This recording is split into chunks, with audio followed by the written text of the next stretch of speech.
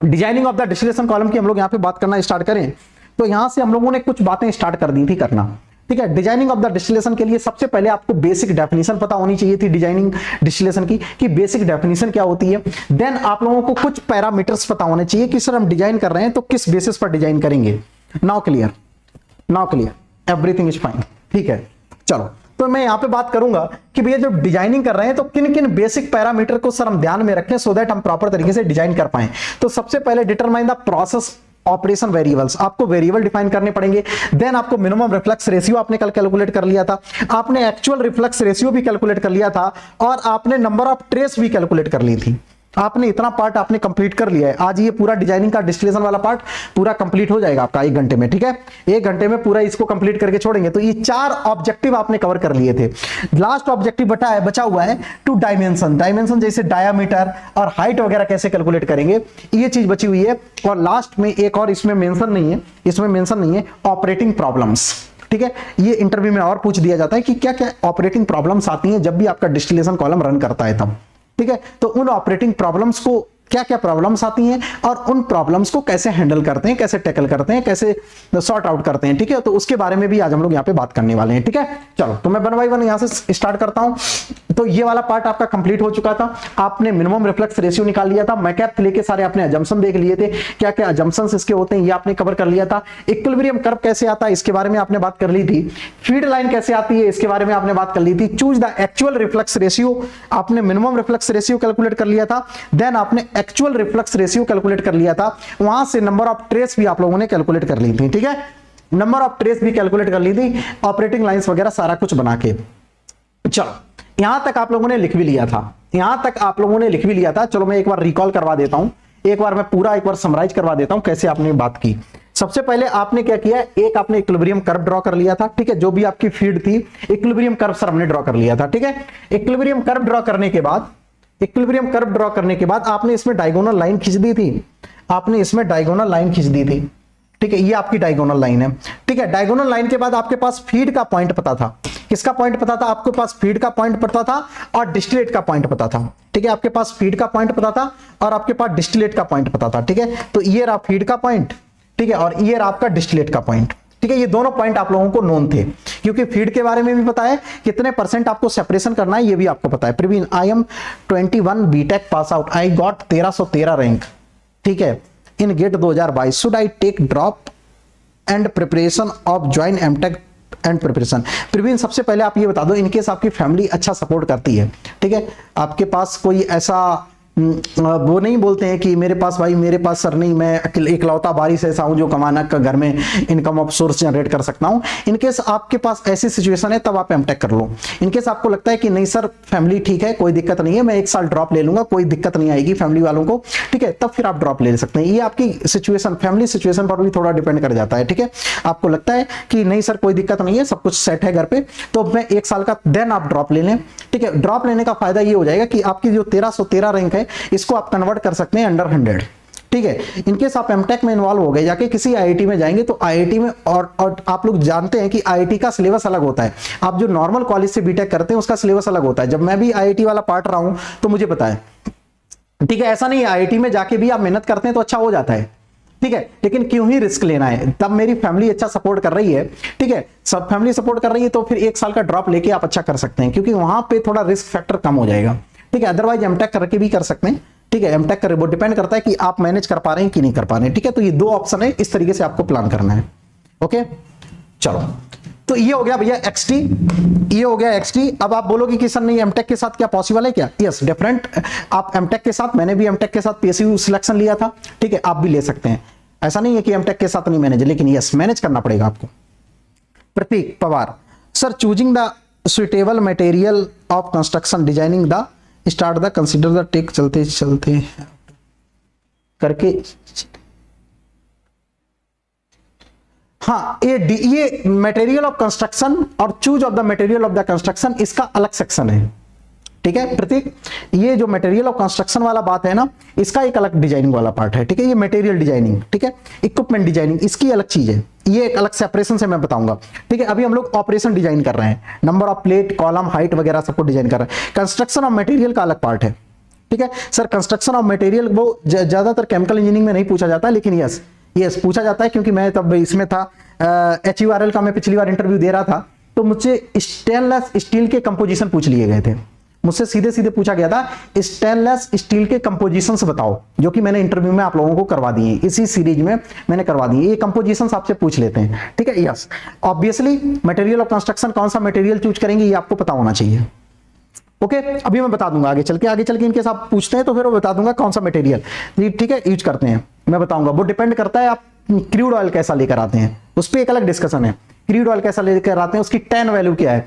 Tan value का मतलब in case crude oil, in case आप रिफाइनरी में क्या यूज करते हैं, जनरली क्रूड ऑयल यूज करते हैं। क्रूड ऑयल में होता है टैन वैल्यू। टैन वैल्यू का मतलब टोटल एसिड नंबर, ठीक है, टोटल एसिड नंबर डिफाइन करता है कि जो क्रूड ऑयल है वो कितना कोरोसिव इन नेचर में है, कितना हैवी इन नेचर में है। तो जितना ज्यादा आपका crude oil corrosive in nature में होगा तो इट मींस क्या होता है कि उसमें केमिकल्स कंपोनेंट ज्यादा प्रेजेंट होंगे, टोटल एसिड ज्यादा प्रेजेंट होंगे।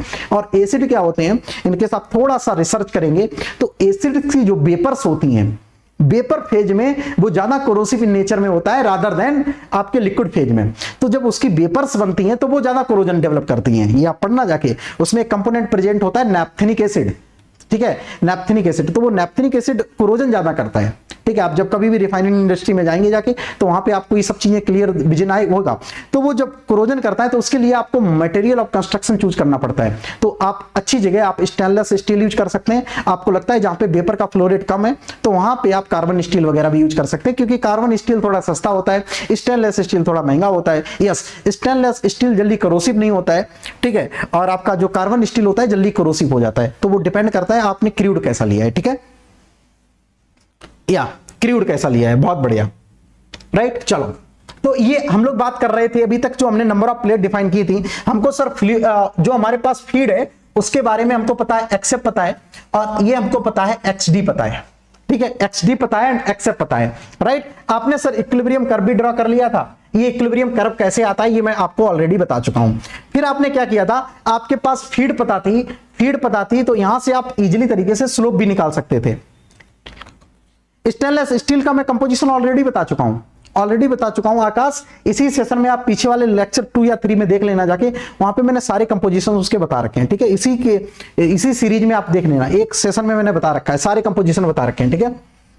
चलो, क्रोमियम मैग्नीशियम ज्यादा होता है, ठीक है। चलो, तो ये मैं बात करूंगा एक्सेप और XD की वैल्यू बात करूंगा। तो आपके पास फीड है, फीड का मतलब आपके पास Q की भी वैल्यू पता है, आपके पास Q की वैल्यू पता है।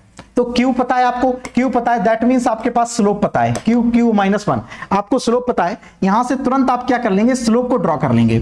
यहां से सर मैं स्लोप को ड्रॉ कर लूंगा। यहां से सपोज कर लो मैं लिक्विड प्लस वेपर का मिक्सचर मानता हूं, तो ये मैंने इसका स्लोप ड्रॉ कर लिया, ठीक है। और आपको एक्चुअल रिफ्लेक्स रेशियो पता था, तो ये एक्चुअल रिफ्लेक्स रेशियो से R मिनिमम आपने पहले पता कर लिया था, इसमें तुमने 1.2 का मल्टीप्लाई कर दिया, ये R एक्चुअल आ गया, ठीक है। R एक्चुअल आ गया तो तुम्हारे पास XT अपॉन RM+1 ये आ गया डेटा, आ गया, आपने यहां पे मार्क कर दिया। आपके पास ये वाला पॉइंट पता है, आप इन दोनों पॉइंट को क्या कर देंगे, ड्रॉ कर देंगे, तो एक ये लाइन आ जाएगी। This is the operating line of the enriching section, और operating line of the, sir एक बार लिख दीजिए, चलो मैं लिख दूंगा, ठीक है। Operating line of the enriching section और operating line of the rectifying section, ये आपके पास आ गई। इसके बाद एक आपके पास देखो, यहां पे एक आपके पास पॉइंट ये मिल गया, ठीक है, क्रॉस सेक्शनल पॉइंट ये मिल गया। और XW आपके पास पता होगा, XW आप मटेरियल बैलेंस से पहले ही कैलकुलेट कर चुके हैं, ठीक है। XW पहले कैलकुलेट कर देके इस वाले पॉइंट और इस वाले पॉइंट को आप मिला देंगे, इस पॉइंट और इस वाले पॉइंट को मिला देंगे, ये भैया आपकी सारी लाइंस बन गई। अब इजीली तरीके से यहां पे तुम क्या ड्रॉ कर सकते हो, नंबर ऑफ प्लेट्स ड्रॉ कर सकते हो। यहां पे नंबर ऑफ प्लेट्स आप ड्रॉ कर सकते हो, ठीक है। यहां पे आप नंबर ऑफ प्लेट्स आपने निकाल दी कि मिनिमम नंबर ऑफ प्लेट्स कितनी लगेंगी, आपकी कितनी लगेंगी, ये आपने ड्रॉ कर लिया, ठीक है। मिनिमम नंबर ऑफ प्लेट्स आपकी कितनी लगेंगी, तो यहां पे मैं काउंट करूंगा, देखो, ठीक है। यहां पे आपको बनाना पड़ेगा क्योंकि अभी यहां तक की बात नहीं चलेगी, तो आपको इनके छोटा भी रह जाता है तो एक प्लेट आपको एक्स्ट्रा कंसीडर करनी पड़ेगी, क्योंकि आपको XW तक रिमूव करना है। तो ये 1 प्लेट, 2 प्लेट, 3 प्लेट, 4 प्लेट, ठीक है। तो नंबर ऑफ प्लेट कितनी आ गई, 4। ये पहले आपका ऑब्जेक्टिव रहेगा। अरे यार, ये XYZ क्यों परेशान हो रहा है भाई, ठीक है, ओके, तो नंबर ऑफ प्लेट्स आप लोगों ने निकालनी कि कितनी रिक्वायर्ड नंबर ऑफ प्लेट्स होंगी, कितनी रिक्वायर्ड नंबर ऑफ प्लेट्स होंगी, ठीक है, वो आपने यहां से कैलकुलेट कर लिया था। ये आपका एक ऑब्जेक्टिव कल आप लोगों ने कंप्लीट कर लिया था कि नंबर ऑफ प्लेट तक सर कैसे पहुंचना है। ठीक है, हम बात किसकी कर रहे हैं, किसकी, थ्योरेटिकली नंबर ऑफ प्लेट्स आपने कैलकुलेट की है ग्राफिकल मेथड से। ठीक है, ग्राफिकल। और ये जो नंबर ऑफ प्लेट्स होंगी ये किसको बोलते हैं, ये बोलते हैं theoretical number of plates, number of plates. इनको आइडियल नंबर ऑफ प्लेट्स भी बोलते हैं और theoretical number of plates. Sir मेरा गेट में AIR 472 है इन PWD कैटेगरी, PSU मिल सकता है, यस बहुत अच्छा चांस है। PWD है तो देयर इज चांसेस। ठीक है, आपको उसमें अप्लाई कर देना, चांस है। NPCL का अप्लाई कर दो, चांस है। MRPL में भी अप्लाई कर देना राजू, चांसेस हैं। PWD वालों के लिए थोड़ा चांस रहता है। अच्छा, PWD मनी शर्मा, ठीक है, एक AIITH कॉलेज है कानपुर में, AITH Ambedkar institute handicapped institute. ठीक है, तो वो पूरा मतलब हैंडीकैप्ड वाले बच्चों के लिए होता है। तो वहां का वो पढ़ा हुआ स्टूडेंट था, रैंक थी 156 157 रैंक थी 2017 में। इस समय वो NGC में है। ठीक है, आप चाहेंगे तो मैं कॉन्टेक्ट नंबर आपको प्रोवाइड करवा दूंगा। ठीक है, चलो, तो ये बात हो गई, इतना कंप्लीट हो गया। Now come to the next point. अब मैं आ जाता हूं determine the actual number of trays. अभी आपने थ्योरेटिकल निकालनी, अब आपको निकालना होगा एक्चुअल नंबर ऑफ ट्रेस। ठीक है, एक्चुअली में सर कितनी लग रही होंगी, ये तो सर थ्योरेटिकली हमने निकालनी, थ्योरेटिकल तो लगेंगे नहीं, क्योंकि थ्योरेटिकल में तो बहुत सारे अजम्पशन कंसीडर किए गए हैं। जो आपने नंबर ऑफ प्लेट यहां पे निकाली, ये तो बहुत सारे अजम्पशन पर बेस्ड है ना। ये क्या है, ये तो बहुत सारे अजम्पशन पर बेस्ड हैं, क्योंकि मैकएप थिले, अजम्पशन का मतलब मैकएप थिले ने बहुत सारे अजम्पशन मान रखे हैं, तो अजम्पशन पे बेस्ड है। इसका मतलब एक्चुअली में तो ज्यादा लग रही होगी, एक्चुअल में तो कुछ ज्यादा लगेंगी। तो थ्योरेटिकल नंबर ऑफ प्लेट्स आ गई, आप क्या करेंगे, इफिशियंसी कैलकुलेट कर लेंगे, इफिशियंसी कॉलम की कैलकुलेट कर लेंगे, अदरवाइज कैलकुलेट नहीं करेंगे। तो एक टिपिकल रेंज होती है जो इफिशियंसी की ट्रे कॉलम की। ठीक है, ट्रे कॉलम की इफिशियंसी होती है 0.5 to 0.7, 50 से 70% इफिशियंट होता है आपका सिस्टम। ठीक है, मिनिमम 50%, मैक्सिमम तब खूब अच्छा आप कॉलम डिजाइन करेंगे तो उसकी इफिशियंसी 70% तक जाती है, यानी कि 30% अभी भी लॉस में है वो। ठीक है, 30% अभी भी लॉस में है, तो 50 से 70% आप इफिशियंसी को यूज कर सकते हैं यहाँ पे। ठीक है, और आपने जो थ्योरेटिकल नंबर ऑफ प्लेट निकाली है, ठीक है, आपने सपोज कर लो थ्योरेटिकल नंबर ऑफ प्लेट आपकी 4 आई और आपने इफिशियंसी 0.6 यूज कर ली, तो इसकी वैल्यू कितनी आ जाएगी, इसकी वैल्यू कितनी आ जाएगी, 6 चौक 24, 6 पंचे 30, 6 36, ठीक है, 6.66। ठीक है, तो अराउंड 7 प्लेट्स लगेंगी। ठीक है, अराउंड कितनी लगेंगी, एक्चुअल नंबर ऑफ प्लेट कितनी लगेंगी, 7, जबकि आपकी थ्योरेटिकल नंबर ऑफ प्लेट की कितनी थी, 4। ठीक है, लेकिन आपका 100% तो इफिशियंट था नहीं। जो theoretical number of plate equal to actual number of plate कब लगेगा, तब 100% इफिशियंट होगा, और 100% इफिशियंट तब होगा तब आपने एक भी अजम्पशन नहीं माना होगा। आपने ढेर सारे तो अजम्पशन मान रखे हैं, ढेर सारे अजम्पशन मैकैप भाई ने मान रखे हैं, तो मैकैप साहब के अकॉर्डिंग, अजम्पशन के अकॉर्डिंग तो नंबर ऑफ प्लेट फिर पूरी लगेंगी नहीं, तब अजम्पशन आपने कंसिडर कर रखे हैं, अजम्पशन के बेस्ड पर आप काम कर रहे हो। तो जो थ्योरेटिकल नंबर ऑफ प्लेट्स कुछ और होंगी, एक्चुअल कुछ और होंगी, तो एक्चुअल नंबर ऑफ प्लेट्स आपकी इतनी लग रही होंगी, अराउंड 7। ठीक है, तो एक्चुअल नंबर ऑफ प्लेट्स कितनी आ रही होंगी, 7 number of actual number of plates. ठीक है, 7 जो प्लेट्स आएंगी वो एक्चुअल नंबर ऑफ प्लेट्स आएंगी। इस तरीके से आप एक्चुअल नंबर ऑफ प्लेट्स पहले कैलकुलेट कर सकते हैं। सारे लोगों को यहां तक बात समझ में आ गई, एक बार बोल दो यस। सारे लोगों को स्टेप नंबर 5 तक कंप्लीट हो गया है, डिजाइनिंग वाला पार्ट। यहां तक आपने नंबर ऑफ प्लेट्स आपने डिजाइन करके उनको दे दी, प्लीज टेल मी। यहां तक सारे लोगों को डेटा बिल्कुल क्लियर है, देखो भैया यहां तक बिल्कुल क्लियर है, लाजवाब तरीके से, यहां तक कोई दिक्कत नहीं है सर, यहां तक किसी प्रकार की कोई समस्या तो नहीं है, देख लो यहां तक परफेक्ट है, प्लीज टेल मी। यहां तक बिल्कुल परफेक्ट, देखो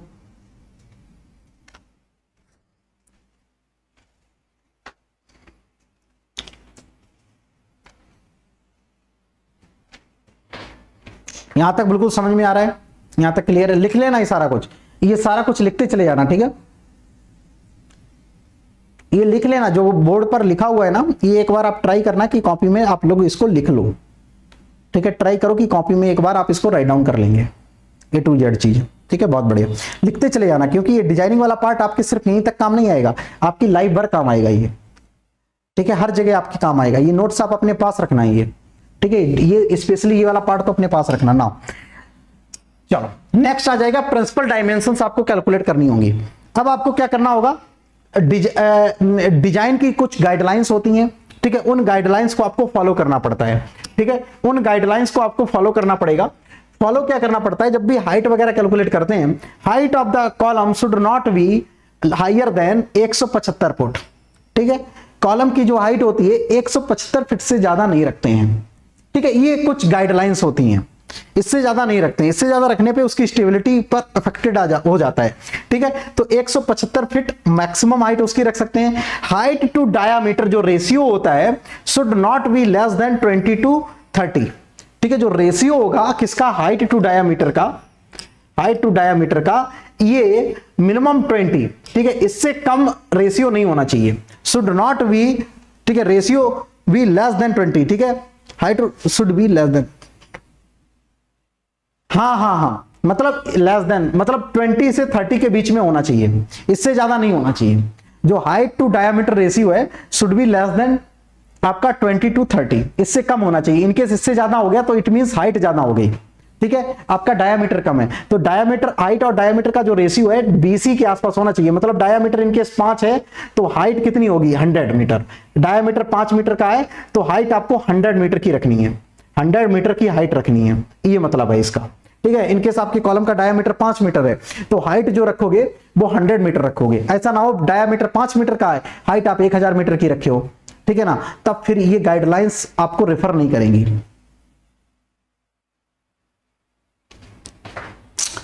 फेंस्की इक्वेशन एक स्पेशल केस है विनोद भाई। फेंस्की इक्वेशन आप लगा पाओगे सम स्पेशल कंडीशन।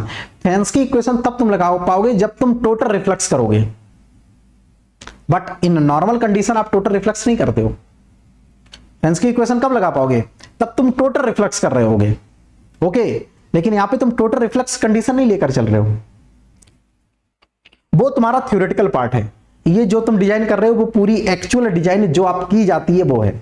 ठीक है, उसमें फिर तुम्हारे फेंस्की ने भी बहुत सारे अजम्पशन ले रखे हैं, फिर वो बात फंस जाएगी। ठीक है, तो Fenske equation is only valid assumption on assumption of total reflux ratio. ठीक है, तो वो नहीं लगा सकते। यस, क्वेश्चन में बोल दे इनकेस गेट के लिए आपको फेंस्की इक्वेशन लगा लेना। गेट में जो सवाल आएगा वहां पे फेंस्की इक्वेशन का ही सवाल आएगा बनके, क्योंकि ग्राफ तो बनाओगे नहीं वहां पे बैठ के। यस, जब इंटरव्यू में आप जाएंगे तो फिर इस तरीके से करना होगा। ठीक है, तो ऐसा ना हो कि हाइट आपकी 5 मीटर है, डायामीटर आपका 5 मीटर है, ठीक है, और हाइट आपकी 1000 मीटर है, 1000 मीटर आपकी हाइट है, तो ये गाइडलाइंस आपको अलाउ नहीं करेंगी, ये आपको गाइडलाइंस अलाउ नहीं करेंगी। ठीक है, तो ये आपको गाइडलाइंस अलाउ नहीं करेंगी, गाइडलाइंस है उनको आपको फॉलो करना पड़ेगा। तो एक तो ये बात। तीसरी इंपॉर्टेंट बात है, if tower is higher than 190 feet then the design with smaller tray spacing should be consider. ठीक है, मतलब क्या है, इनकेस आप चाहते हैं कि सर 175 फीट से मैं ज्यादा लंबा टावर बनाऊं, तो जो ये ट्रे स्पेसिंग है, जो ट्रे स्पेसिंग है, देखो क्या ट्रे स्पेसिंग क्या होता है। सपोज कर लो एक ये ट्रे लगी है, एक ये ट्रे लगी है, tray spacing distance between two trace. ठीक है, एक ये ट्रे लगी है, एक ये ट्रे लगी है, इसकी डिस्टेंस आपको कम करनी पड़ेगी। इनकेस आपको लगता है नहीं सर मेरे को लेकर ही जाना है, तो एक काम कर देना, जो ये ट्रे स्पेसिंग सपोज कर लो 5 मीटर थी, उसको घटा के आप 3 मीटर कर सकते हो। ठीक है, तो ट्रे स्पेसिंग कम कर दोगे तब फिर आपको अलाउड कर दिया जाएगा कि आप थोड़ा हाइट बढ़ा सकते हैं, 175 से थोड़ी हाइट बढ़ा सकते हैं। इनकेस आप बोलोगे कि नहीं सर मैं ट्रे स्पेसिंग उतना ही रखूंगा, ठीक है, ट्रे स्पेसिंग उतना ही रखूंगा और मैं हाइट 175 से बढ़ा दूंगा, तो फिर ये गाइडलाइन आपको फॉलो नहीं, मतलब इट मींस आप गाइडलाइन को फॉलो नहीं कर रहे हो। तो there is some guidelines for designing. Okay, उससे होता क्या है, जैसे आप स्पेसिंग कम कर देंगे तो स्ट्रेंथ बढ़ जाती है, लोड कम हो जाता है। ठीक है, नंबर ऑफ ट्रे बढ़ा देंगे तो लोड कम हो जाता है। ठीक है, कॉलम के ऊपर तो स्ट्रेंथ भी बढ़ जाती है। तब तुम्हारा ट्रे में गैप बहुत ज्यादा है तो स्ट्रेंथ भी कम हो जाएगी कॉलम की और लोड भी बढ़ जाएगा। ठीक है, तो ट्रे में आपको खर्चा अल्टीमेट करना पड़ता है। ठीक है, तो नंबर ऑफ ट्रे आपको बढ़ानी पड़ेगी। Got it? चलो, तो ये गाइडलाइन सारे लोग लिख लेंगे, राइट डाउन कर लेंगे अच्छी तरीके से इसको। Please write down everyone, write down fast.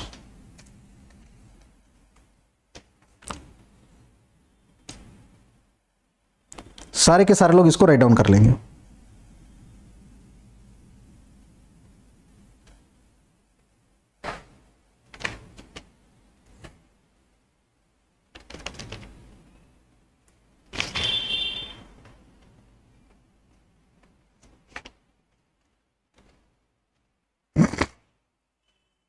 Please write down fast.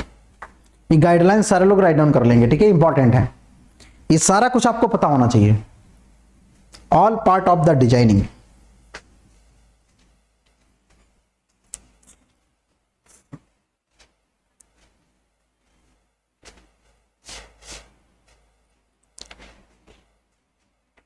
सारा इंपॉर्टेंट है, ठीक है।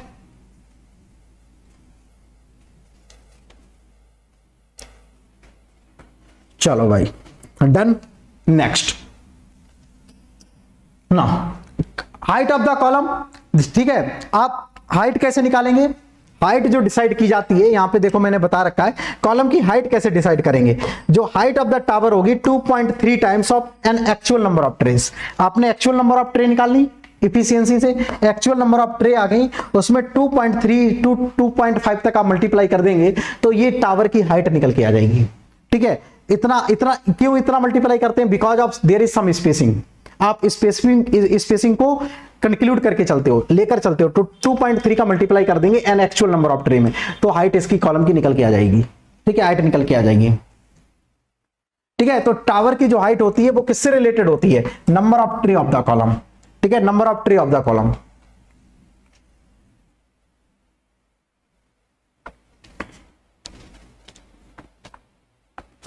ठीक है, चलो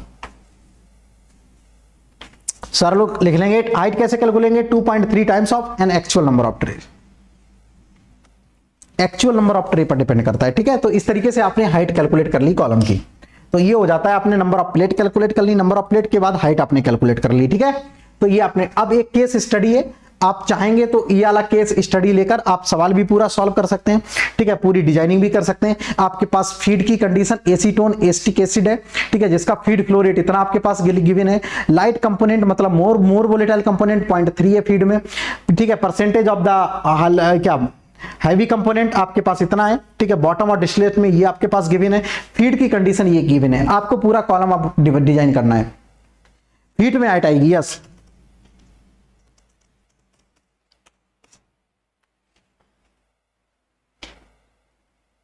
yes, tray spacing, yes, height tray spacing and actual number of trace,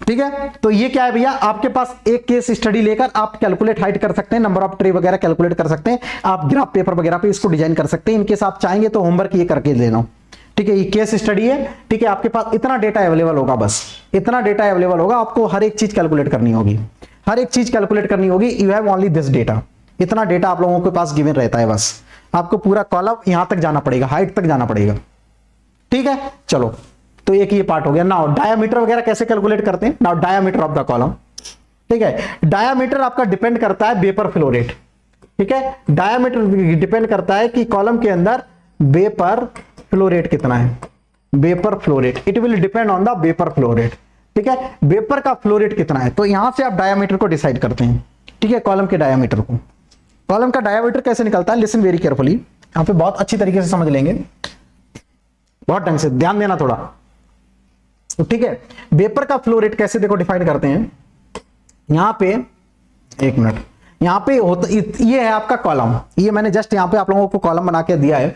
column को समझने का थोड़ा प्रयास करना सारे के सारे लोग। कॉलम है, कॉलम में कुछ जोन होते हैं, ठीक है। ये होता है आप लोगों का डाउन कमर, जहां से लिक्विड, यहां पे आपका वेपर्स होती हैं, लिक्विड प्लस वेपर का यहां पे मिक्सचर होता है, यहां पे आपका मिक्सिंग होती है, ठीक है। तो ये जो लिक्विड ऊपर से आता है, इस तरीके से लिक्विड आता है, ठीक है। ये लिक्विड आपका, ये ट्रे लगी हुई है, ये सीप ट्रे लगी हुई है, ठीक है, सीप प्लेट लगी हुई है, इस तरीके से आपका लिक्विड चला जाता है, ठीक है। यहां पे आपकी होती है वेपर्स, यहां पे लिक्विड नहीं होता है, ये होता है वेपर का स्पेस, ठीक है। ये वेपर इस लिक्विड के ऊपर आपका ये लिक्विड होल्ड अप होता है, इसको बोलते हैं लिक्विड, ये लिक्विड होता है, ठीक है, ट्रे के ऊपर। इस वेपर का कांटेक्ट फिर लिक्विड में जाता है, लिक्विड ये हीट इसको प्रोवाइड करेंगे वेपर्स को, तो फिर यहां से फिर से वेपर बनती है आपकी, ठीक है। फिर ये स्पेस जो ये वेपर है ना, इसके नीचे आपका हो सकता है लिक्विड हो, इसके नीचे लिक्विड हो, यहां पे सम डिस्टेंस तक क्या होता है, लिक्विड होता है, सम डिस्टेंस तक लिक्विड होगा, फिर जो स्पेस बचेगा उसमें आपकी वेपर्स होंगी, वो वेपर्स इसके लिए हीट सोर्स का काम करती हैं। फिर अगेन सम डिस्टेंस तक लिक्विड इसमें होता है, फिर इसके ऊपर क्या होती है, वेपर्स होती हैं,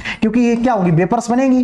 अगेन अब लिक्विड गर्म होगा तो क्या होगा, वेपर बनेगा, ठीक है, मोटी मोटी बात। तो ये होता है लिक्विड होल्डअप। लिक्विड जो आपका जाता है ये इसको बोलते हैं डाउन कमर एरिया, इसको बोलते हैं डाउन कमर सेक्शन, ठीक है। तो अपना लिक्विड फिर इधर गया, फिर आपके इस ट्रे पर आ गया, इस तरीके से इसकी मैकेनिज्म है। तो आप लोग यहाँ पे देख पा रहे होंगे, तो ये क्या है, लिक्विड का जोन है, this is the zone of the liquid, ये लिक्विड होल्डअप है। ये क्या है, वेपर्स, ये वेपर्स इसके लिए फिर से हीट का काम करेंगे, फिर ये हीट इसमें, ये छोटे छोटे छेद होते हैं, ये छोटे छोटे होल्स होते हैं ये ट्रे में, ठीक है, ये ट्रे में छोटे छोटे होल्स होते हैं, इनके थ्रू आपकी वेपर्स जाती हैं, इनके थ्रू आपकी वेपर्स जाती हैं। ये लिक्विड यहाँ पे अवेलेबल है, ये लिक्विड फिर से बॉयल होगा तो ये फिर से वेपर बनेंगी, ये दूसरी प्लेट के लिए सेम काम करेंगी, ठीक है, ये दूसरी प्लेट के लिए सेम काम करती हैं। इस एरिया को बोलते हैं नेट एरिया, जिसमें वेपर का फ्लो रेट होता है, इसको बोलते हैं नेट एरिया, इसमें वेपर। इस एरिया को बोलते हैं डाउन कमर एरिया, इस एरिया को बोलते हैं डाउन कमर एरिया, एडी, इसको बोलते हैं डाउन कमर एरिया। तो यहां से जो टोटल कॉलम का जो एरिया क्रॉस सेक्शनल एरिया निकल के आता है, ए डाउन कमर एरिया प्लस का ए नेट एरिया। नेट एरिया क्या होता है, available area for vapour flow rate, जो वेपर फ्लो रेट के लिए जो अवेलेबल एरिया है, ये जो क्रॉस सेक्शनल एरिया है इसको बोलते हैं नेट एरिया, नेट एरिया। और जिसमें लिक्विड जाता है इसको बोलते हैं डाउन कमर एरिया। तो डाउन कमर एरिया प्लस नेट एरिया मिला के आपका टोटल का क्रॉस सेक्शनल एरिया निकल जाता है। क्रॉस सेक्शनल एरिया से आप इसका डायामीटर निकाल सकते हैं, ठीक है, क्रॉस सेक्शनल एरिया से आप इसका डायामीटर निकाल देंगे, कैसे, π/4 इंटू डी ऑफ कॉलम का स्क्वायर, ठीक है। तो यहां से आपका कॉलम का डायामीटर निकल के आ जाता है। तो इस तरीके से आप कॉलम के डायामीटर को डिसाइड करते हैं, बस आपको कॉलम के बारे में आना चाहिए, ठीक है। इसको बोलते हैं एक्टिव एरिया भी बोलते हैं और नेट एरिया भी बोलते हैं, एक्टिव एरिया भी बोलते हैं, ठीक है। आउटलेट वेयर, ये आपका वेयर होता है, सो दैट लिक्विड यहाँ पे होल्ड रहे, थोड़ा लिक्विड होल्ड रहे, इस वजह से यहाँ पे थोड़ा वेयर लगा दिया जाता है, ठीक है। इसको बोलते हैं डाउन कमर, इसको बोलते हैं आपका downcomer, this is the your downcomer. सारे लोग फिगर बना लो कॉपी में, सारे लोग फिगर बना लेंगे, ठीक है। मैं थोड़ा इसको इरेज किए दे रहा हूं, इरेज किए दे रहा हूं। अब सारे लोग डायग्राम बना लेंगे, सारे लोग बना लेंगे अच्छी तरीके से, ठीक है, सो दैट एक आपके पास कॉलम के बारे में भी थोड़ा आइडिया रहे। सारे लोग इसको प्रॉपर तरीके से बना लेंगे, ठीक है। कॉलम के बारे में भी थोड़ा बहुत आइडिया होना चाहिए आपको। Please do this fast.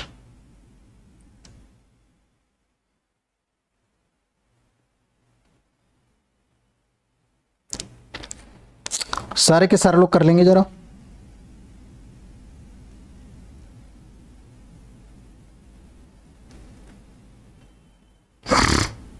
Try this. 10 बजे आपका क्लास होगा, ठीक है, जिसमें मैं आपको बताऊंगा अपकमिंग प्लस पर कौन कौन से सब्जेक्ट आने वाले हैं, ठीक है। अपकमिंग कौन कौन से बैचेस आने वाले हैं जिनमें आप लोग इनरोल कर सकते हो, ठीक है। और जो जो सब्जेक्ट हो चुके हैं उनके बारे में मैं आप लोगों को बताऊंगा, ठीक है। किस किस फैकल्टी ने कौन कौन से कवर कर दिए हैं सब्जेक्ट, उसके बारे में आपको प्रॉपर तरीके से गाइड करूंगा। कौन से फैकल्टी अपकमिंग बैचेस में कौन सा सब्जेक्ट लेकर आ रहे हैं उसके बारे में बात करूंगा, ठीक है। मैंने कौन कौन से आप लोगों के सब्जेक्ट कंप्लीट कर दिए उनके बारे में बात करूंगा। इनकेस आप प्लस के साथ मूव कर रहे हैं तो कैसे आप लोगों को मूव करना है, किस तरीके से आपको प्लान करना है, वो मैं आपको आज नाइट में अभी 10:30 बजे सेशन होगा स्पेशल पर, उसमें आप लोगों को प्रॉपर तरीके से डिस्कस करके बता दूंगा, ठीक है। तो नो वरी अबाउट दैट। इतना बना लिया तो ये इस तरीके से आप कॉलम का डायमीटर कैलकुलेट कर सकते हैं। यहां से आप कॉलम का डायमीटर कैलकुलेट कर सकते हैं। नाउ नेक्स्ट पॉइंट की मैं यहां से बात करूंगा, ठीक है, ओके छोड़ो। अब यहां से मैं बात करूंगा, यहां से आपका कॉलम का डायमीटर आ जाता है। नाउ अब यहां से मैं बात करूंगा ट्रे टावर ऑपरेटिंग प्रॉब्लम्स। बहुत इंपॉर्टेंट है, बहुत इंपॉर्टेंट है। ट्रे टावर ऑपरेटिंग प्रॉब्लम्स क्या क्या होती हैं, इंपॉर्टेंट है, ठीक है। ये आपसे सवाल इंटरव्यू में अलग से पूछा जा सकता है। Write down the operating problems in the tray column और define.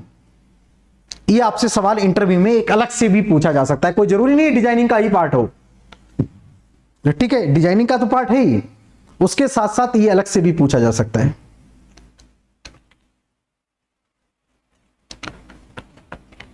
Pack tower provide less pressure, yes, less pressure drop, कम से कम प्रेशर ड्रॉप होता है, तभी पैक टावर ज्यादा एफिशिएंट होता है,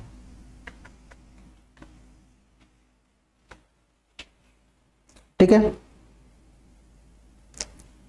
यस, पैक टावर में होल्डअप भी कम होता है, लिक्विड होल्डअप भी कम होता है। या ग्रेट प्रतीक, बहुत बढ़िया। तो क्या क्या ऑपरेटिंग प्रॉब्लम्स होती हैं? फ्लडिंग हो गया, बीपिंग हो गया, कूनिंग हो गया, एंट्रेनमेंट हो गया, ये सब क्या है? ऑपरेटिंग प्रॉब्लम्स है। ठीक है, तो वन बाय वन हम लोग देख लेते हैं इसको, अच्छी तरीके से सारे लोग देख लेना, गेट में भी पूछी जा चुकी हैं ये।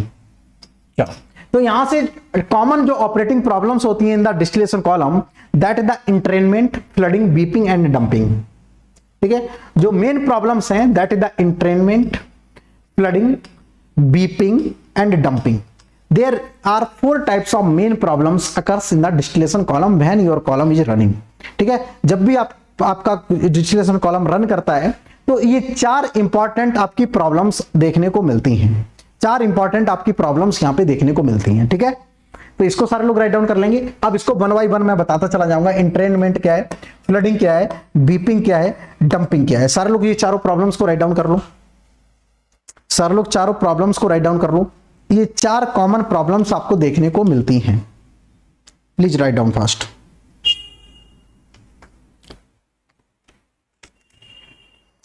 ठीक है, सारे लोग पहले लिख लेंगे इसको, फिर वन बाय वन मैं बताता चला जाऊंगा।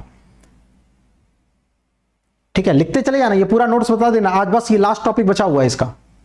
ठीक है, लास्ट टॉपिक बचा हुआ है ऑपरेटिंग प्रॉब्लम्स। तो वन बाय वन देखते चले जाओ। सबसे पहले मैं बात करूंगा एंट्रेनमेंट। एंट्रेनमेंट क्या होता है? एंट्रेनमेंट ये होता है कि कॉलम के अंदर वेपर का फ्लो रेट बढ़ना स्टार्ट हो जाए। ठीक है, वेपर का फ्लो रेट बढ़ना स्टार्ट हो जाए। जैसे जैसे वेपर का फ्लो रेट शुरुआत में आपको जो सबसे पहली प्रॉब्लम देखने को मिलेगी, आपको वेपर का फ्लो रेट हो सकता है हल्का फुल्का बढ़ना स्टार्ट हो जाए, उसको बोलते हैं एंट्रेनमेंट। तो ये भी एक प्रॉब्लम है। ठीक है, कांस्टेंट मोलर फ्लो रेट होना चाहिए वेपर का, लेकिन यस इनकेस कांस्टेंट नहीं है, बढ़ना स्टार्ट हो गया, तो इसका मतलब आगे चल के वो फ्लडिंग की कंडीशन बना देगा। ठीक है, तो फ्लडिंग का जो कॉज होता है वो होता है एंट्रेनमेंट, और एंट्रेनमेंट का जो कॉज होता है वो होता है हाई वेपर फ्लो रेट। ठीक है, तो अल्टीमेटली जैसे आपने वेपर फ्लो रेट आपका बढ़ना स्टार्ट कर दिया, when liquid carried out by the vapours up to the tray, ठीक है, the above is known as the entrainment. ठीक है, it is caused by the high vapour flow rate. मतलब क्या हुआ सर, इस फिगर के हेल्प से देख लेंगे, इस फिगर की हेल्प से देख लेंगे। एंट्रेनमेंट में होगा क्या, जैसे जैसे वेपर का फ्लो रेट बढ़ा तो ये जो लिक्विड का लेवल है ये बढ़ने लगेगा, ये लिक्विड का लेवल बढ़ने लगेगा, ये इस ट्रे तक आ जाएगा, इस ट्रे तक आ जाएगा। इसका मतलब क्या हो गया, सिस्टम में एंट्रेनमेंट स्टार्ट हो गया है। तो एंट्रेनमेंट क्या है, it is the initial high vapour flow rate condition. ठीक है, जैसे आपका वेपर फ्लो रेट बढ़ा तो एंट्रेनमेंट आपका पिक्चर में आ गया। एंट्रेनमेंट का मतलब होता है हाई वेपर फ्लो रेट। लेकिन यस आपका वेपर फ्लो रेट बहुत ज्यादा बढ़ गया। ठीक है, आपका when the vapour flow rate is very high, आपका वेपर फ्लो रेट बहुत ज्यादा बढ़ गया in comparison the liquid flow rate downcomer as well as the yes, तो आपका होगा क्या, excessive entrainment can be occur in the flooding. तो आपका सिस्टम में फ्लडिंग आ जाएगा। What are the cause of the high vapor flow rate? Ultimate cause is the flooding.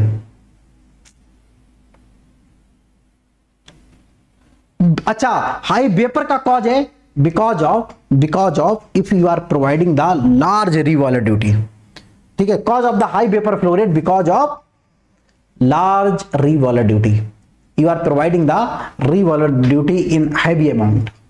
ठीक है, आप रिवॉल्वर ड्यूटी ज्यादा से ज्यादा अमाउंट में प्रोवाइड कर रहे हैं, आप हीट ज्यादा सिस्टम में प्रोवाइड कर रहे हैं, तो इट मींस वेपर ज्यादा बढ़ रही है। ठीक है, वेपर ज्यादा बनेंगी तो आपका क्या हो जाएगा, वेपर ज्यादा बनेंगी तो एंट्रेनमेंट। ठीक है, मैक्सिमम वेपर्स बन गई, बहुत ज्यादा फ्लो रेट हो गया, तो वो कारण किसका हो जाएगा, फ्लडिंग का। ठीक है, that is cause of flooding. ठीक है, when vapour flow rate is very high, तो दोनों पॉइंट लिख लेंगे। Efficiency will decrease of the tray. ठीक है, जैसे फ्लडिंग आ जाएगी तो ऑब्वियसली है मिक्सिंग अच्छी हो नहीं पाएगी, फ्लडिंग क्या हो जाएगी, फ्लडिंग हो जाएगी, तो वेपर और लिक्विड की मिक्सिंग अच्छी हो नहीं पाएगी। That is why your efficiency of the column will also decrease and tray की भी गिर जाएगी इफिशियंसी, कॉलम की तो अल्टीमेट गिरनी है। बिकॉज ऑफ मिक्सिंग हो नहीं पाएगी, तो मिक्सिंग हो नहीं पाएगी तो ये जो YA है और XA है, ये जो ड्राइविंग फोर्स अवेलेबल है वो डिक्रीज कर जाएगा। ठीक है, बिकॉज ऑफ लेस मिक्सिंग, क्योंकि पूरे कॉलम में आपका लिक्विड ही अवेलेबल है। तो लिक्विड लिक्विड अवेलेबल है, तो वेपर लिक्विड का कांटेक्ट भी बहुत जरूरी होता है। तो this phenomena is called flooding. तो पहले तो आप एंट्रेनमेंट को सारे लोग लिख लेंगे, पहले तो एंट्रेनमेंट को लिख लो, देन फ्लडिंग को सारे लोग राइट डाउन कर लो। सारे लोग इस चीज को राइट डाउन जरूर कर लेना अपनी कॉपी में, बहुत इंपॉर्टेंट है ये पार्ट, बहुत इंपॉर्टेंट है ये पार्ट। सारे लोग राइट डाउन जरूर कर लेना कॉपी में, राइट डाउन कर लो, पहले एंट्रेनमेंट कर लो, इसको लिख लो। बड़े काम की चीजें हैं ये सारी, मैं इसी वजह टाइप करके लेकर आया हूं कि आपको एक बार आपके नोट्स अच्छे तरीके से बन जाएंगे।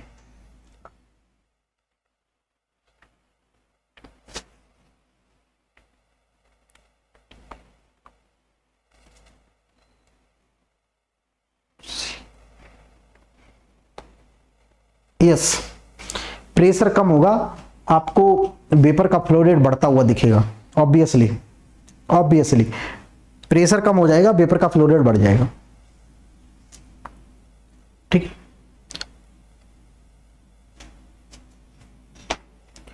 प्रेशर ज्यादा कम भी नहीं करते हैं, ज्यादा कम कर दोगे तो आपके सिस्टम में डैमेज होने के भी चांस हो जाते हैं। ठीक है, आप प्रेशर चाहो तो सक्शन लगा के कितना भी कम कर दो, लेकिन प्रेशर ज्यादा कम भी नहीं कर सकते हैं।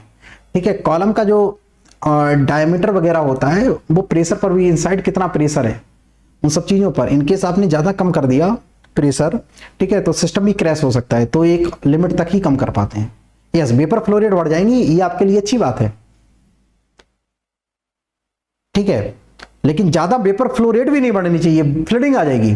तो हर एक चीज ऑप्टिमाइज की जाती है, हर एक चीज एक फिक्स वैल्यू पर ही ऑपरेट की जाती है, क्योंकि हर एक चीज को ना ज्यादा, ऐसा ना हो वेपर फ्लो रेट पता चला ज्यादा हो, वेपर ज्यादा बढ़ रही है सर, हीट देने की नीड नहीं है, मैक्सिमम सेपरेशन हो रहा है ना भैया, फ्लडिंग आ जाएगी, सब गड़बड़ हो जाएगा।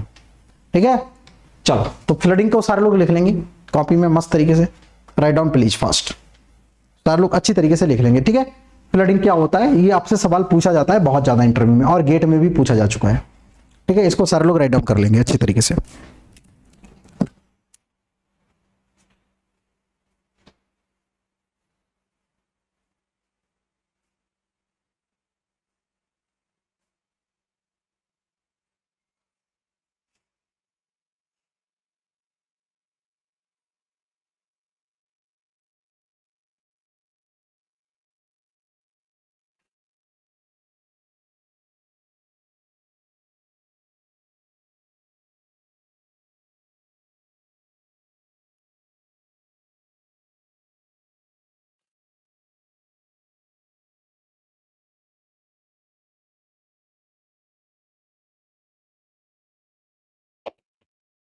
डन, लिख लिया आप लोगों ने,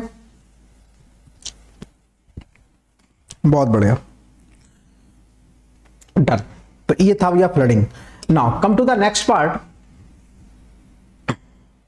बीपिंग। अगेन एक कंडीशन क्या है कि आपकी वेपर फ्लो रेट बढ़ने लगी, तो this is called flooding, this is the case of the flooding. एक केस ऐसा भी हो सकता है कि वेपर की फ्लो रेट कम हो जाए, एक ये भी तो कारण हो सकता है कि वेपर की फ्लो रेट क्या हो जाए, कम हो जाए।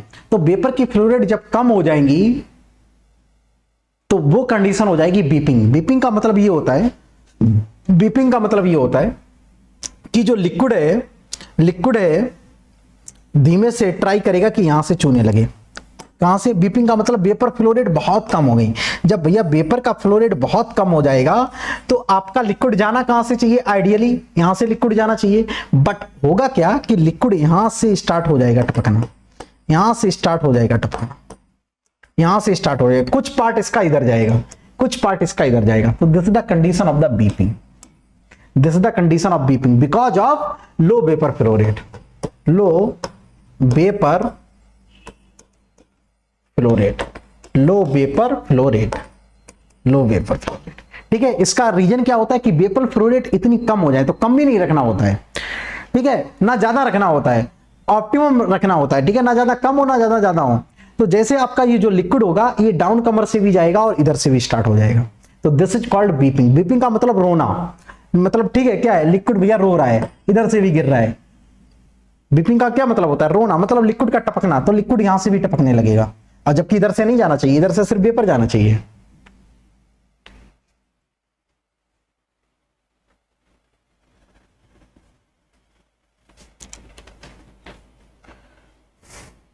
Yes, low pressure drawback,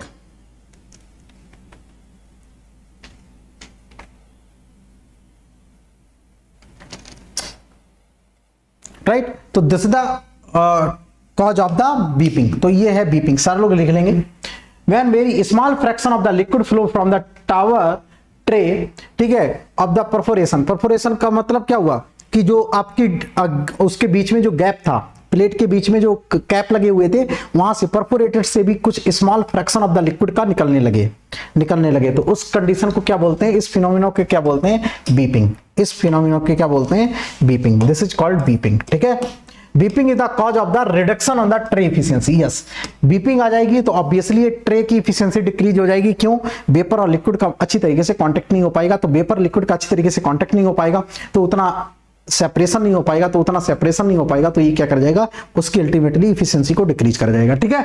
now beeping cause occur when gas flow rate is very low vapour flow rate, ठीक है। ये सवाल आपका गेट में पूछा जा सकता है, ये सवाल आपका गेट में भी पूछा जा सकता है, ठीक है। ये सवाल आपसे गेट में भी पूछा जा सकता है। High vapour flow rate that means entrainment, ठीक है, और फ्लडिंग। इंट्रेनमेंट में वेपर का फ्लो रेट इंक्रीज करना, एक वेरी हाई कंडीशन आ जाएगी, दैट इज फ्लडिंग। बीपिंग क्या है, लो वेपर फ्लो रेट। इसका भी बहुत ज्यादा लो हो जाए वेपर फ्लो रेट तो उसको बोलते हैं डंपिंग। उसको क्या बोलते हैं, डंपिंग। डंपिंग का मतलब very low vapour flow rate बिल्कुल भी खत्म हो गया, दैट मींस यहां से लिक्विड पास ही नहीं होगा, पूरा का पूरा जो लिक्विड होगा सिर्फ यहीं से निकल के चला जाएगा, यहां से नो लिक्विड, यहां से बिल्कुल लिक्विड जाएगा ही नहीं, डाउन कमर से जाएगा ही नहीं, पूरा का पूरा लिक्विड इधर ही से ड्रॉपलेट हो जाएगा, क्योंकि वेपर का फ्लो रेट वेरी लो, ये बहुत ही ज्यादा लो हो जाएगा। तो इसको बोलते हैं dumping. All liquid rain down through the ship tray only, ठीक है, पूरा का पूरा लिक्विड यहीं से सीप ट्रे से ही निकल जाएगा, डाउन कमर में तो पहुंचेगा ही नहीं लिक्विड। तो इसका मतलब this is the cause of the very low vapour flow rate, तो इसको बोलते हैं डंपिंग, ठीक है। तो चारों केस आगे समझ में, ठीक है। सबसे पहले आपका इंट्रेनमेंट की जो वर्स्ट कंडीशन होगी दैट इज द फ्लडिंग, फिर आपका बीपिंग आएगा, जो बीपिंग की वर्स्ट कंडीशन होगी that is the dumping. Clear, सारे लोग जरा बताएंगे, ये चारों केस सारे लोगों को समझ में आ गए, सारे लोगों को चारों केस आ गए समझ में, यस और नो, ठीक है, चारों केस आ जाने चाहिए समझ में। डंपिंग लिख लो। When gas flow rate is very low, underline, when gas flow rate is very low comparison with the liquid flow rate, liquid flow from the tray opening, ठीक है, without entering in the downcomer, इस पे underline कर लो। This phenomena is called dumping. इसका मतलब clear होना चाहिए। ग्रेट, यस, बिल्कुल एब्सोल्युटली लाइन तुमने बिल्कुल करेक्ट लिखी है, नहीं होगी, ठीक है, इसका बिल्कुल परफेक्ट लाइन लिखी है। एक्सट्रीम केस, बच्चे कंफ्यूजन होता है, वो अलग अलग पढ़ लेते हैं ना, इंट्रेनमेंट को अलग पढ़ते हैं, बीपिंग को अलग पढ़ते हैं, कनेक्ट करके नहीं पढ़ते हैं ना, कनेक्ट करके नहीं पढ़ोगे तो दिक्कत हो जाएगी।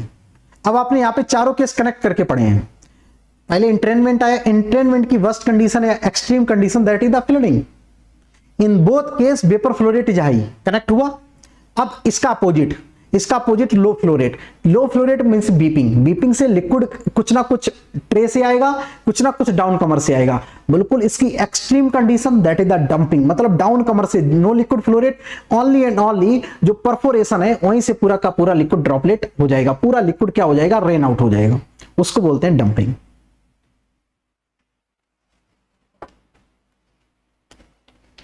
ठीक, बिल्कुल प्रॉपर तरीके से क्लियर होना चाहिए। कूलिंग क्या होता है, कूलिंग यही चीज है, cooling is the part of, देखो cooling is the part of the dumping, almost जो डंपिंग होता है उसी को कूलिंग भी बोलते हैं। बस कूलिंग में क्या होता है, इसमें डंपिंग में गैस फ्लो रेट बिल्कुल लो होता है, इसमें थोड़ा सा ज्यादा होता है। ये दोनों पार्ट क्या है, कूलिंग और डंपिंग एक ही चीज है, ठीक है। यहां पे क्या है, ये इंट्रेनमेंट का मतलब क्या हुआ, इंट्रेनमेंट का मतलब क्या हुआ, गैस फ्लो रेट हाई है, गैस फ्लो रेट क्या है, हाई है, गैस फ्लो रेट हाई है, इंट्रेनमेंट, ठीक है। फ्लडिंग का मतलब गैस फ्लो रेट हाई है और लिक्विड फ्लो रेट भी हाई है, दिस इज द फ्लडिंग हो जाएगी, ठीक है। एक होता है प्राइमिंग का मतलब इंट्रेनमेंट का जो दूसरा तरीके से बोला जा सकता है उसको प्राइमिंग बोलते हैं, और जो डंपिंग होता है उसका एक पार्ट कूलिंग भी है। तो जो डंपिंग की डेफिनेशन है वही कूलिंग है, जो एक्सेसिव जो इंट्रेनमेंट है वही आपका प्राइमिंग भी है, ठीक है, तो इस वजह से मैंने ये दोनों टर्म आपको नहीं लिखवाए हैं, क्योंकि ये दोनों टर्म आपको फिर से कंफ्यूज कर देते हैं। तो dumping is nothing but it is, coning is nothing but it is the likely आपका क्या है, dumping. Okay, priming is nothing but it is the almost role play करता है जैसा एंट्रेनमेंट रोल प्ले करता है, राइट। बीपिंग का मतलब क्या हुआ, बीपिंग का मतलब गैस फ्लो रेट बहुत कम है, गैस फ्लो रेट देख रहे होगे बहुत कम है। तो ये क्या है, ये प्रॉब्लम्स हैं। अब आपको ऑपरेट कहां पे करते हैं, ना तो ज्यादा फ्लडिंग हो, ना तो ज्यादा एंट्रेनमेंट हो, ना तो ज्यादा डंपिंग हो, बीपिंग, तो इसके बीच में ऑपरेट करते हैं। This is the satisfactory operation, इसके बीच में आप ऑपरेट करते हो, इसके ये है सेटिस्फैक्टरी ऑपरेशन, इसके बीच में ऑपरेट करते हो, ठीक है। ना तो इसके बाहर जाते हो, ना तो इसके पहले जाते हो, ना तो इसके इधर जाते हो, ना तो इसके इधर जाते हो, इसके बीच में सब कुछ रहता है, ठीक है। This is the satisfactory operation, this is the satisfactory operation.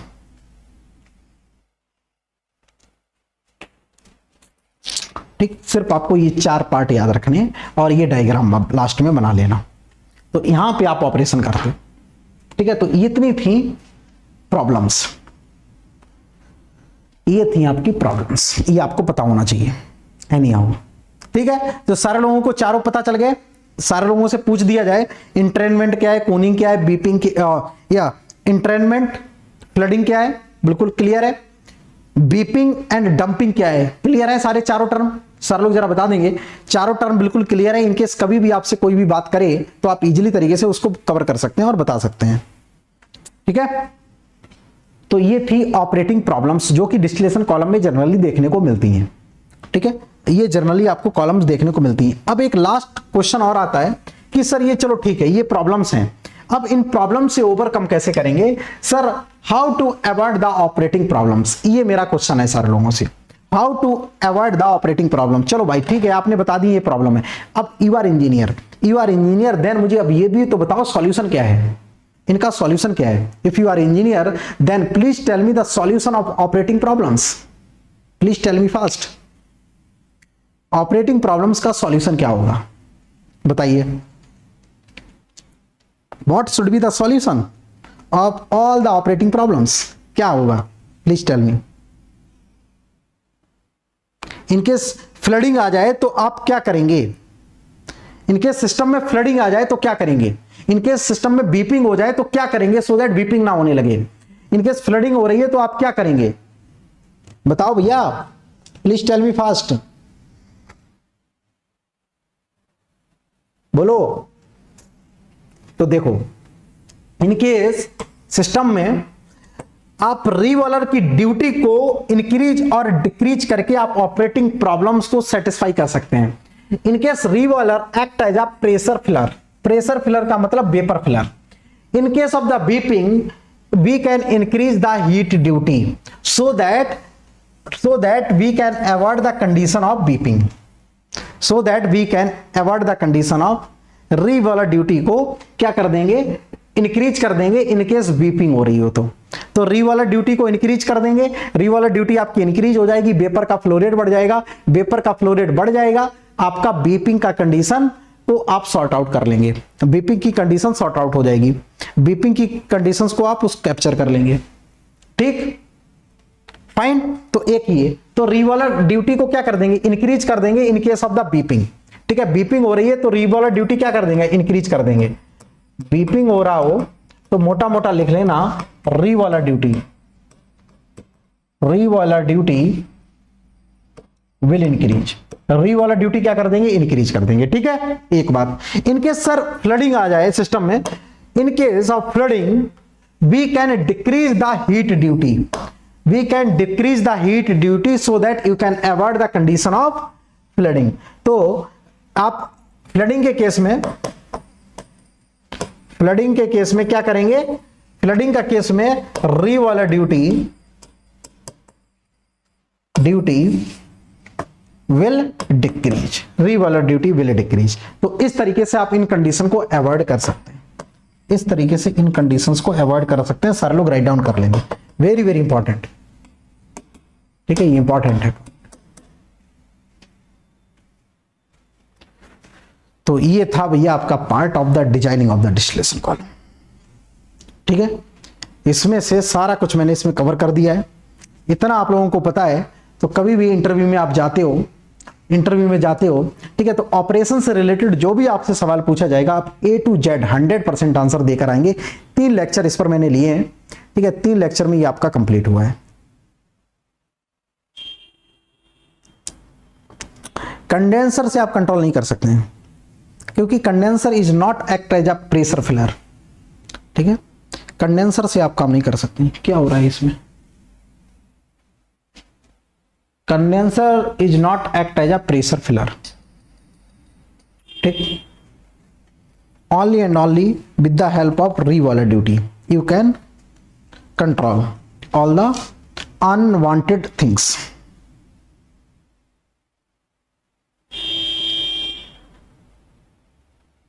इन सबका क्या कंट्रोल यूनिट होता है। यस, आप रिवॉल्व ड्यूटी का मतलब वहां पे कंट्रोलर लगा होगा, ठीक है, अगेन वहां पे भी कंट्रोलर लगा होगा, तो आपका वॉल्व होगा, जो आपका स्टीम जो जा रही है उसको क्या कर देगा, कम कर देगा, वॉल्व वगैरह से सब कुछ होगा, ठीक है, कंट्रोलर होगा, वो उसको रीड कर लेगा कि फ्लो रेट ज्यादा है, ठीक है, तो आपके पास इंडिकेशन आ जाएगा with the help of, obviously यहाँ पे कंट्रोलर लगे रहते हैं, कंट्रोलर वगैरह काम करोगे ही नहीं, ठीक है, तो कंट्रोलर लगा होगा, कंट्रोलर सिग्नल प्रोवाइड कर देगा, ठीक है, कि हाई वेपर फ्लो रेट है, तो आपका वॉल्व क्या कर देगा, क्लोज कर देगा, ठीक है, पूरा सिस्टम यहाँ पे कंट्रोलिंग सिस्टम लगा होगा हर जगह, ठीक है। तो ये था भैया इसका part, how to avoid the operating problems. तो यहां से आपका होता है डिजाइनिंग वाला पार्ट कंप्लीट, ठीक है, यहां से होता है आपका डिजाइनिंग वाला पार्ट कंप्लीट, राइट। अब मैं आप लोगों से मिलवाऊंगा 1-2 NPCIL में हमारे जो फ्रेंड हैं, ठीक है, और जो बार्क में हमारे जो स्टूडेंट्स हैं उनसे मैं आप लोगों को मिलवाऊंगा, ठीक है, बार्क में और NPCIL के कुछ कैंडिडेट्स हैं, एक्चुअल रिव्यू वो लोग आप लोगों को प्रोवाइड कर देंगे कि किस तरीके से आपको चीजें आगे लेकर चलनी है, ठीक है, एक्चुअल रिव्यू वो आप लोगों को 1-2 सेशंस में ऐसे लूंगा, सो दैट कि वो आपको प्रॉपर तरीके से बता पाएं कि किस तरीके से आपसे सवाल पूछा जाएगा, ठीक है, किस तरीके से आपको आंसर देना होगा, थोड़ा इंटरेक्टिव और हो जाएगा आपके लिए, ठीक है, थोड़ा और चीजें आसान हो जाएंगी सोचने के लिए। मैंने ट्राई किया है कि आपको मैक्सिमम चीजें प्रोवाइड कर दूं, 1-2 इंपॉर्टेंट टॉपिक्स और बचे हुए हैं उनको मैं और कवर करूंगा, फिर आपका जो भी 24-25 को होगा, ठीक है, 4 से 5 सेशन और लूंगा, फिर आपका ये इंटरव्यू सीरीज में खत्म करूंगा, फिर मैं स्टार्ट करूंगा IIT कानपुर ने जो भी पेपर डिजाइन किए हैं उनके पूरे कंप्लीट आपको सॉल्यूशन करवाऊंगा, ठीक है। चलो फिर, thank you so much, bye bye, take care.